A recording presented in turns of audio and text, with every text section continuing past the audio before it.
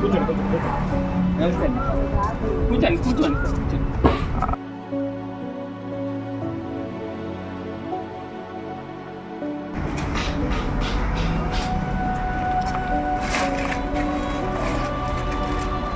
ఇవి బియ్యము సరుకులు ఇది వచ్చేసి కునిత మేడం గారు 2,000 ఇచ్చారు. శిల్పా సోదరి మేడం గారు 2,000 ఇచ్చారు.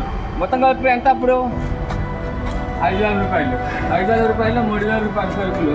3,000 రూపాయలు సరిపోతే ఇంకా మీకు 2,000 వస్తాయి.